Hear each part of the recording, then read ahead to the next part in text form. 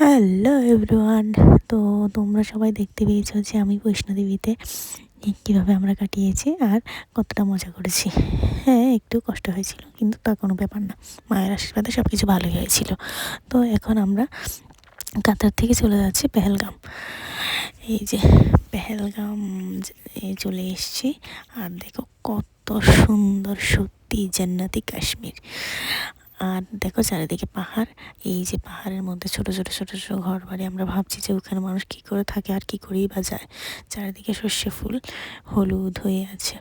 এই যে পাহাড়ের উপর বরফও দেখা যাচ্ছে। তো আমরা এই প্রাকৃতিক দৃশ্য এনজয় করতে করতে চলে যাচ্ছি। আমরা এখন যাব আরুভ্যালিতে। এই যে দেখো কি বড়।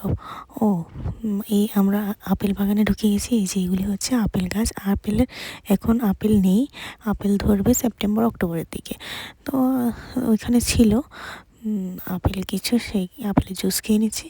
আপেলের মাত্র ফুল এসেছে, এখনও কিছু হয়নি। এখানে একটা পোষমানা পায়রা ছিল, সেটাকে নিয়ে আমরা একটা ছবি ভিডিও করে নিচ্ছি।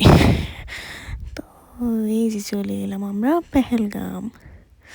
দেখো কত সুন্দর চারিদিকে। এই যে এই জলগুলি না খুব ঠান্ডা, এগুলি বরফ গলা জল, তাই। তো এই যে চলে এসছি আমরা এই রাস্তার ধারে জল নদীর মতন জায়গাটা দেখে আমরা একটু নেমে পড়লাম। ওইখানে একটু ফটো তুলছি, তারপর আবার চলে যাব। খুব সুন্দর লাগছে। এই দেখো চলে যাচ্ছি এখন আরুভ্যালিতে। बजरंगी भाईजान मुन्नी का घर इधर था। দেখো চারিদিকে কত সুন্দর পাহাড়ের কোলে।